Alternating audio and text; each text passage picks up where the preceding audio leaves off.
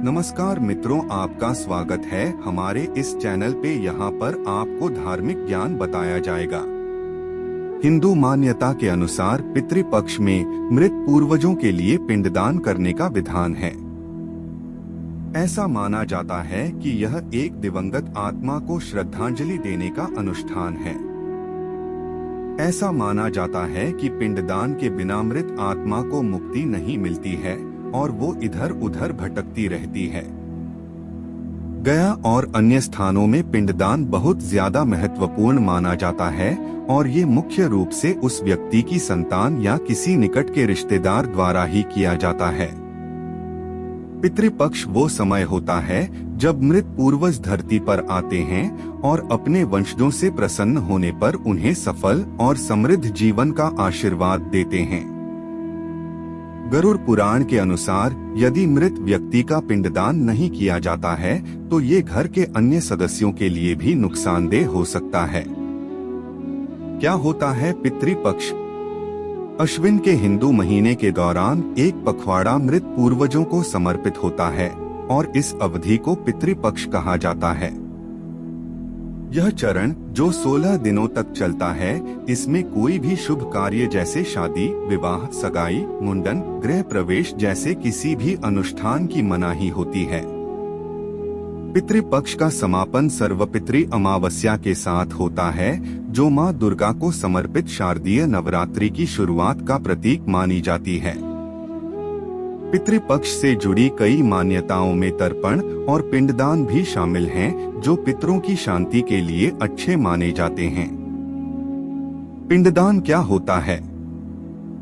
पिंडदान किसी परिवार के सदस्य की मृत्यु के बाद हिंदुओं द्वारा किया जाने वाला एक पवित्र अनुष्ठान है। गरुड़ पुराण के अनुसार स्वर्ग लोक में जाने वाली आत्मा की शांति के लिए यह अनुष्ठान अनिवार्य है। यह मृतकों के लिए सांसारिक आसक्तियों से राहत प्रदान करने और अंतिम मोक्ष पाने के लिए किया जाता है। पिंडदान मृत पूर्वजों के लिए एक प्रसाद स्वरूप होता है। इसे मुख्य रूप से पके हुए चावल को काले तिल के साथ मिलाकर बनाया जाता है। इस मिश्रण के छोटे छोटे पिंड या गोले बनाकर पूर्वजों के नाम से चढ़ाया जाता है, जिससे पितरों को शांति और मोक्ष मिल सके। पिंडदान के प्रकार। पितृदोष निवारण। यह अनुष्ठान उन लोगों के लिए होता है जिनके घर में पितृदोष होता है। इस पूजा में तर्पण कर्म, ब्राह्मणों को भोजन और वस्त्र और पितृ आराधना बड़ी ही विधि विधान के साथ की जाती है। काल सर्प योग पूजा। इस तरह का पिंडदान उन लोगों द्वारा किया जाता है जिनकी कुंडली में काल सर्प दोष होता है और जो आर्थिक नुकसान से पीड़ित होते हैं और अपने परिवार में सुख समृद्धि बनाए रखने में असफल होते हैं।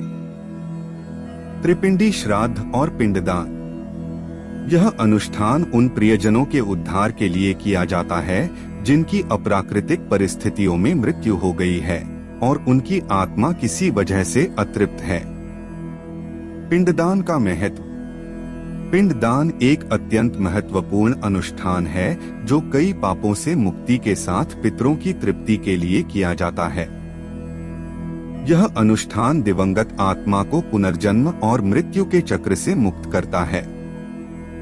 पिंडदान आत्मा को सांसारिक भौतिकवादी बंधनों से अलग करने के लिए भी आवश्यक माना जाता है, जिससे विकास की यात्रा में आगे बढ़ा जा सके। ऐसी मान्यता है कि यदि पिंडदान नहीं किया जाता है तो पितरों की आत्मा दुखी और असंतुष्ट रहती है। पुराणों के अनुसार पिंडदान दिवंगत आत्मा को ज्ञान दिखाने में मदद करता है और उन्हें मोक्ष की ओर ले जाता है। यह संस्कार परिवार के सुख समृद्धि के लिए बहुत महत्वपूर्ण माना जाता है। पिंडदान कौन कर सकता है? शास्त्रों की माने तो मृत व्यक्ति को स्वर्ग का मार्ग उसका पुत्र ही दिला सकता है। इसलिए मान्यता है कि पुत्र को ही श्राद्ध और पिंडदान का पहला हक है। पुत्र न होने पर परिवार के अन्य किसी रिश्तेदार या पंडित के द्वारा ही पिंडदान हो सकता है। वैसे धर्म की माने तो पिता का श्राद्ध बेटे के द्वारा ही होना चाहिए। बेटा न होने पर पिंडदान का हक पत्नी को भी दिया गया है और पत्नी की अनुपस्थिति में भाई या कोई करीबी यह अनुष्ठान कर सकता है।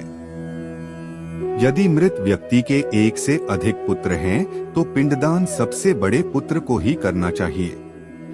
यदि दिवंगत का बेटा भी नहीं है, तो उसका पिंडदान और श्राद्ध पोते के द्वारा भी किया जा सकता है। हमारे चैनल के साथ जुड़े रहने के लिए चैनल को जरूर सब्सक्राइब करें। धन्यवाद।